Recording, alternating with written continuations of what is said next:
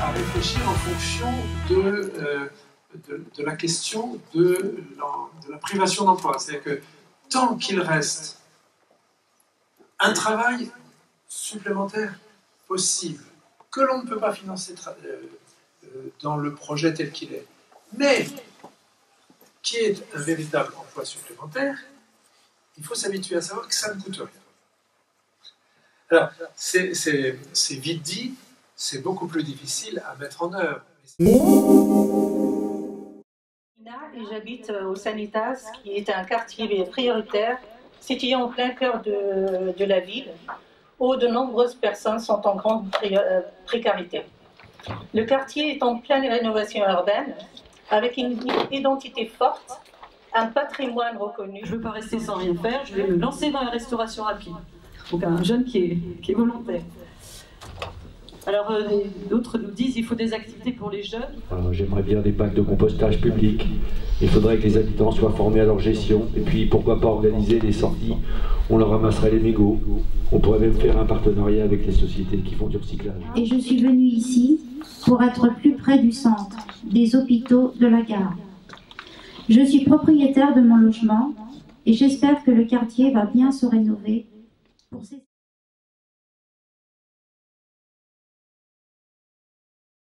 Toutes les instances d'organisation du territoire.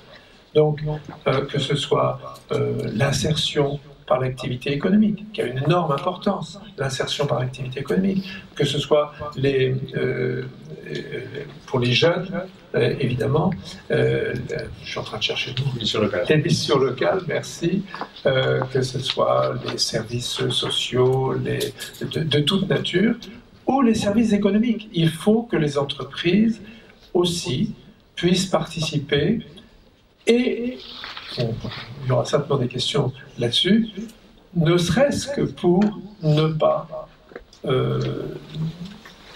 risquer de mettre ce projet en concurrence avec ce qui existe. Ce projet est un projet complémentaire. Il ne s'agit pas de faire des choses qui pourraient porter ombrage à ce qui existe déjà. Ça n'aurait aucun sens.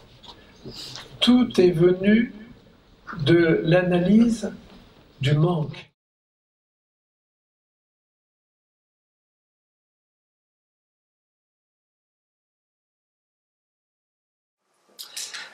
Les premières réactions à la chose, c'est l'enthousiasme évidemment de Patrick Valentin, dont on voit bien qu'il porte ce projet depuis longtemps et qu'il a cette foi chevillée au corps qui fait plaisir à voir. Et ça, c'est ma première réaction, qu'il y a des hommes de bonne volonté qui sont capables d'entreprendre, à long terme. Moi, ce qui me plaît dans ce territoire zéro chômeur longue durée, c'est qu'on s'est donné le temps. On s'est donné un calendrier précis, mais sur la longue durée, parce qu'on sait que ça va être compliqué, on sait que ça va être dur. On va au-delà des mots et des blabla où on dit bon, on va créer quelque chose et ça va fonctionner. Ça, on sait tous le faire. Là, ce qu'il y a de bien, c'est effectivement se donner un temps presque infini, parce qu'on sait que ce sera long. Mais ça, je trouve que c'est une démarche audacieuse, parce qu'elle n'est pas usuelle. C'est une démarche audacieuse, mais qui est très intelligente.